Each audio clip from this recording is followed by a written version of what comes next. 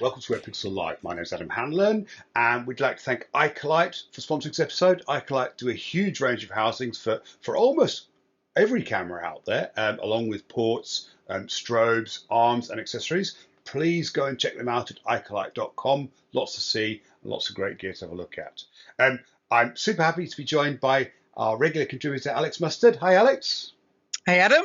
Nice to see you. Nice to see you too. You've got the bookshelf. I've got a sea fan behind me, and the sea fan is from possibly the other great Indonesian dive destination. Alex and I talked a bit about diving, the photographic opportunities, and some of the techniques that we might use if we're diving in the macro capital of the world, one of the macro capitals of the world, the Lembeh Straits. And I thought I might ask Alex about the same subject for one of the wide-angle capitals of the world, which is Raja Ampat, which is where this sea fan's from. So, Alex, tell us about techniques and photographic ideas for Raja Ampat, please. Well, that is a question that you could almost spend a lifetime answering. I think Raja Ampat is undoubtedly one of the world's great diving destinations. I think for me, it's actually one of the world's great wild places, irrespective of underwater or above water wildlife. I mean, I think it's one of the true spectacles, up there with African plains or the Antarctic. I think the reefs of Raja Ampat are that special. And it's a really quite large area of islands. So for those that don't know Raja Ampat, most people can find Australia on a map. Above Australia, you have the island of New Guinea. One half of that island is Papua New Guinea. The other half of that island is West Papua, which is part of the Indonesian archipelago.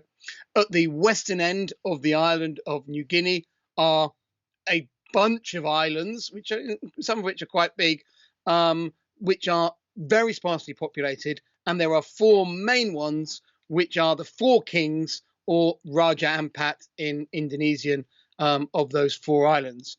And those islands in a very remote part of Indonesia, way offshore, and then surrounded by huge numbers of reef, huge numbers of tiny islands as well, form Raja Ampat. And the area has been sparsely populated for a very long time. It is an extensive area, and the area is incredibly rich with coral growth, marine life, and for me has if you had to say, one dive left in your life, where would it be? It's got to be in those rich waters of Raja Ampat, because they explode with life on every level. And a trip there is an underwater photographer's absolute dream, because it really is a place that whatever lens you put on your camera, you will find fantastic subject matter for. And it is an amazing place to photograph. And I've recently done the full frame for Wetpixel. And for that, I couldn't even begin to try and cover the whole of Raja Ampat. So I just picked one region of Raja Ampat, Misul, and one type of photography, reef scenic photography, for that feature. Whereas actually diving in Raja Ampat, it's not just about Misul, and it's not just about reef scenery. In fact, I would say at least half my dives in Misul, I'm shooting with a macro lens, or with or I'm shooting big animals or something else, and not shooting reef scenery at all. But the area is so good, because it's a big area. You've got this big mix of habitats within it, everything from offshore submerged seamount reefs to shallow fringing reefs around tiny islands, around big islands, big hard coral plateau areas. You've got lots of mangrove environments. You've got shallow environments. You've got black sand slopes. You've got manta cleaning stations. You've got sites that are incredible fish life on them. And and much more. You've got sheltered bays full of critters. It is an incredible destination, and one that you really could dive every year for the rest of your life and continue to be exploring. So I have to shut up, because I can't. It's difficult, isn't it? And geographically, it's also the confluence of the Indian and the Pacific Oceans as well. So you've got this big melting pot where you've got species from both of two major oceans kind of coming together and mixing in this area. So it's often referred to as a centre of biodiversity. There are quite a few places that lay the claim of being the centre of biodiversity. But I think in terms of the volume of life and the variety of life that you experience, certainly my experience of it is that I've never been anywhere like it. And there is just such an incredible, not just profusion, but also variety. It's not simply, you've got massive schools of one type of fish, you've got massive schools of everything, and that is really is a, as you say, photography paradise. I think maybe we could drill down a little bit. So I think maybe one of the problems we have photographers in a place like Raja Ampat is it's such a target-rich environment. How do you go about selecting subjects to photograph, Alex? How do you go, okay, we've got all this stuff out there, it's amazing, it's all beautiful. How do you then say, okay, I'm going to go after this subject? What's your thought process involved in doing that? Well, there's quite a few things, but I would say, first of all, I do a bit of looking up and a bit of looking around to think about what's going on. Raja Ampat is not one of those destinations where it's wall-to-wall sunshine all day, every day.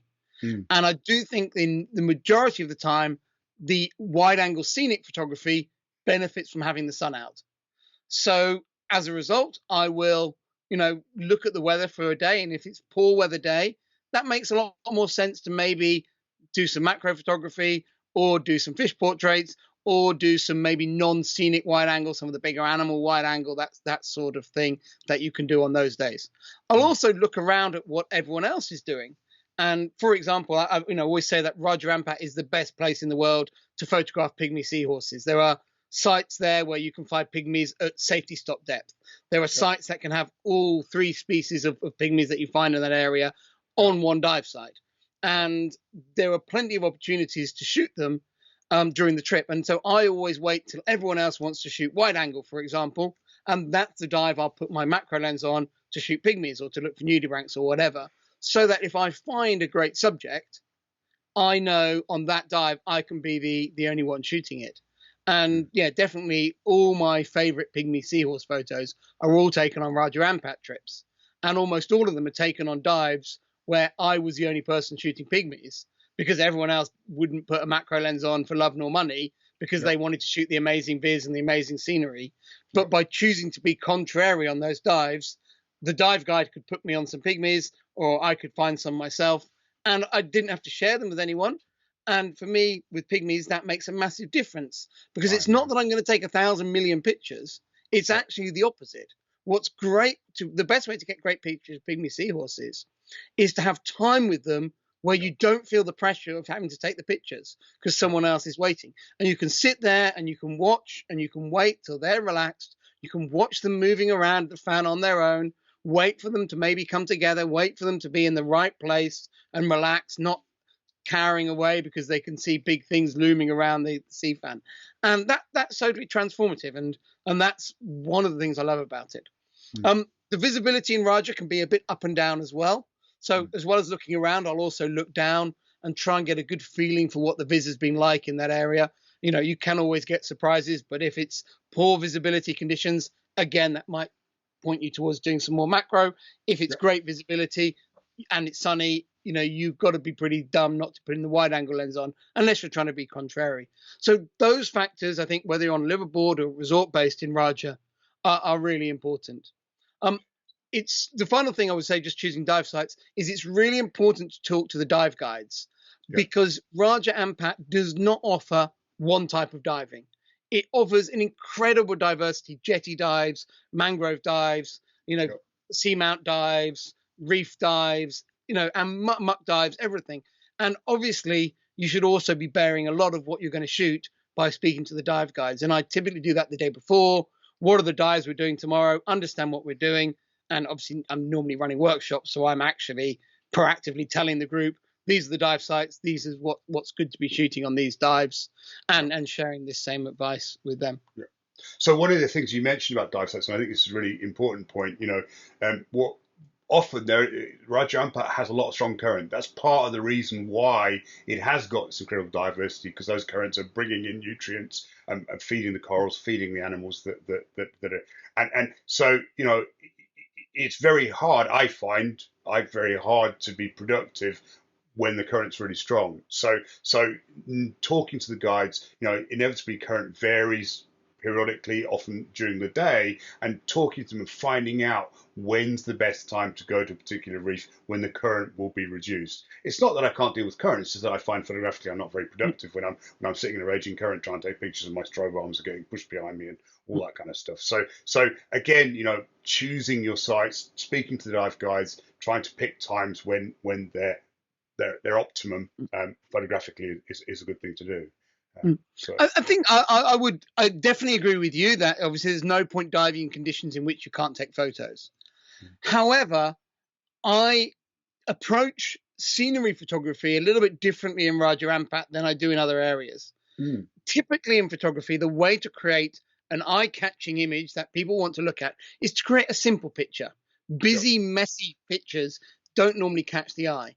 And so as a wide angle photographer, we're typically trained to find a key subject, fill the frame with that subject, and give the viewer something beautiful to look at that they can see simply, and it really leaps off the page, leaps off the screen at them.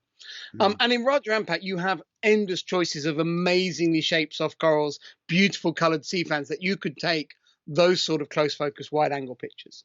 However, for me, shots like that don't capture the incredible richness of life in Raja Ampat, where you haven't just got one sea fan, you've got layer on layer on layer of sea fan, and they're smothered in soft corals and sponges and everything growing out, and then they're surrounded by mounds of fish and big schooling fish in the background and big pelagic animals and everything. And I want elements of that coming into my wide angle pictures. Yep. So I actually approach a lot of my wide angle photography there about taking on messier compositions than I would take on in other places, trying to get a little bit more into the picture to really celebrate that biodiversity and that biomass, that richness of life, the amount of life in the picture. And that does create some slightly messier compositions. And it makes, I think, the wide angle photography slightly harder there, because it's not just, you're not just waiting to get that foreground right and some nice sunbeams. You're waiting for sweeping schools of fish, or you're going to areas. And that's where we come back to your point about current, is that the richest parts of the reef are where the current is hitting. And in Raja Ampat, I'm very happy to do a 30-minute dive where I'm swimming or dive and I blast through my air in 30 minutes to be in the best part of the reef for that 30 minutes. Whereas I know other people are like, oh yeah, I did 90 minutes. But they spent the whole reef down, sheltering out of the current in the lee of the reef, doing nice close focus wide angles of sea fans in that area. I would rather in Raja invest, I'm being a bit extreme on the examples, but by, finning and burning my air and burning my time and putting effort in to be in those rich areas and capture that rich excitement of life, because I think that's so characteristic of the area, and it really tells the story of those richest reefs. One of the things I think personally, it's a beautiful place, but I actually find it photographically quite frustrating. And I think the problem for me is that my eyes can see this incredible volume of life, and I simply haven't found a way that I can capture that effectively with a camera. So I actually do find the place productive but frustrating. And I think when I was thinking about it, I think it's something that I haven't done, but I think certainly my next visit, I'm going to really start looking at doing panoramas, stitching images together, trying to recreate those incredible scenes. And as you say, stepping back from the classic kind of, I'm going to put a red sea fan in the front and then and sunball in the background, but try and step away from that creative and try and shoot the big scenes. I don't know if I'll be successful or not, but I think I think that will be my objective for my next trip. So yeah, absolutely. I think it's a big part of the fun of the challenge of diving there.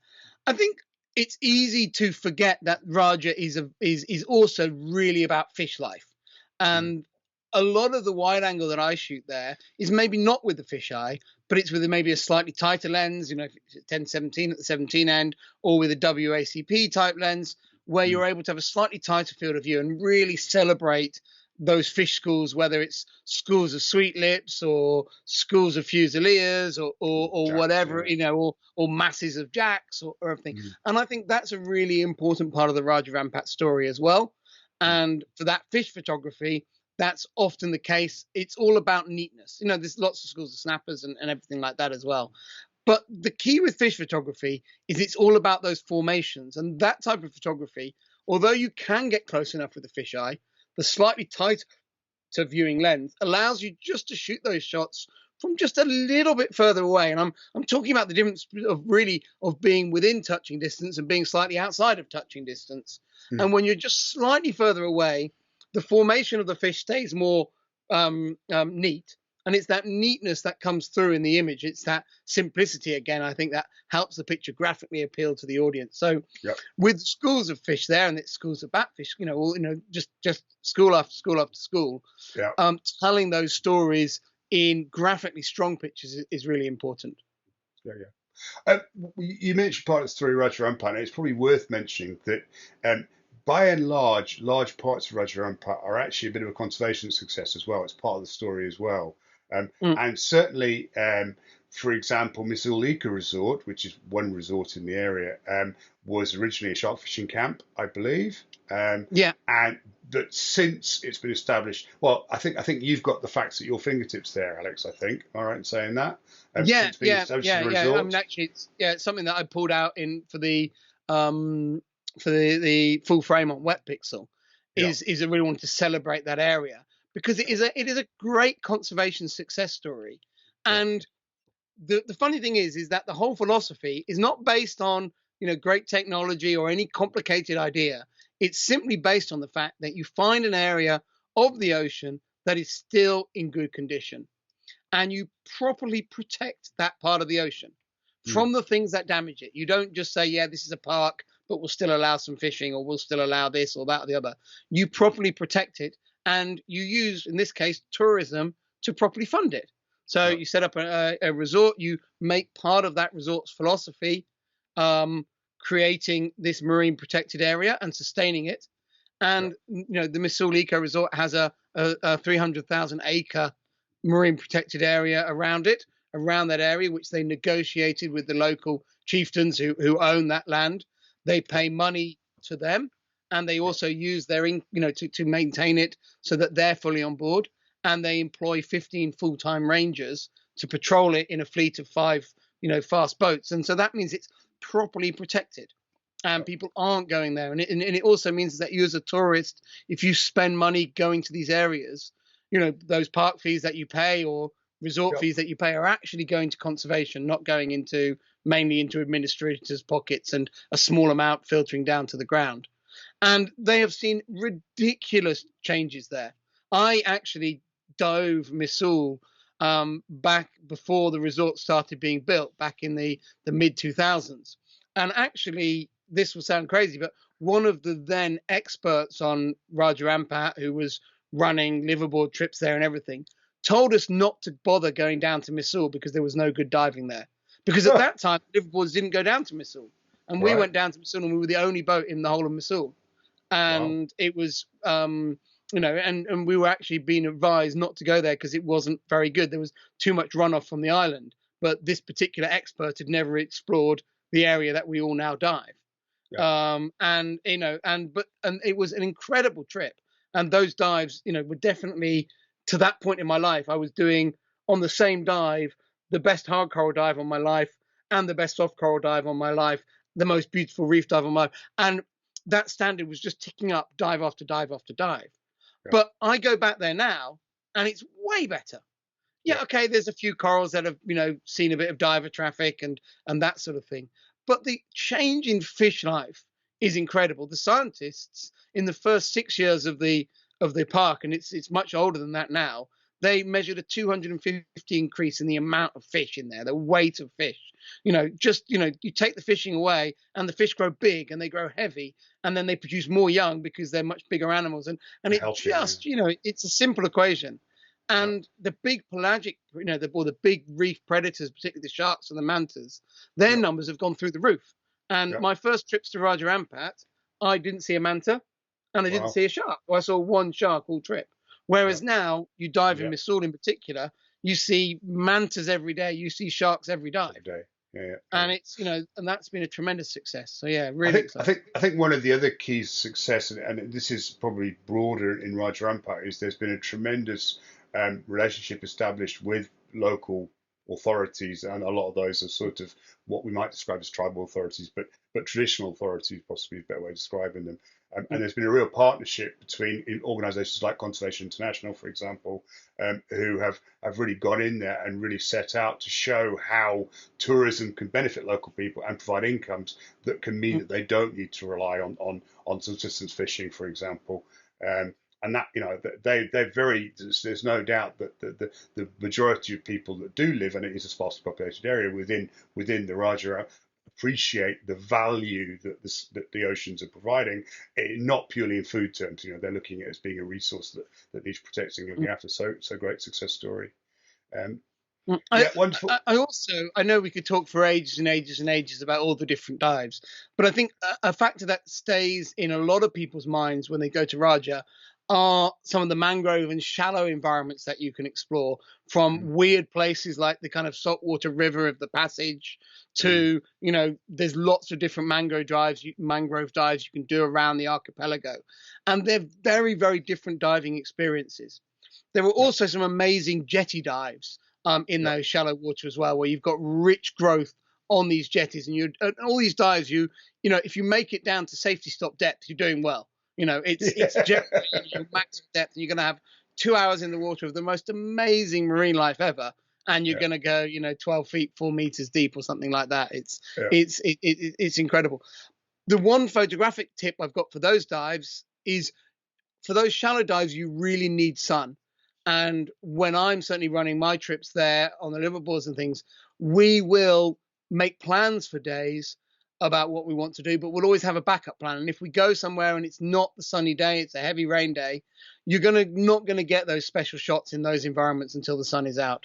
So yeah, we'll always give ourselves flexibility. Plan A is this. If we wake up in the morning and it's heaving down with rain, then we'll yeah. go and do this, and then we'll hang around in the area till the following day and see if we get the sunny weather day there, because it's typically not raining day after day. You tend to get bands of rain coming through. It's kind of that ocean climate. Yeah.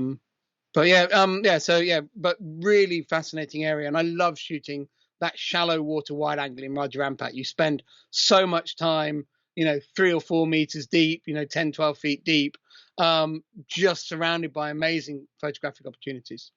Yeah, yeah, yeah. Well, if we haven't whetted your appetite to visit Raja Ampat, I don't know what will. Just Thanks. don't think about how long it takes to get there.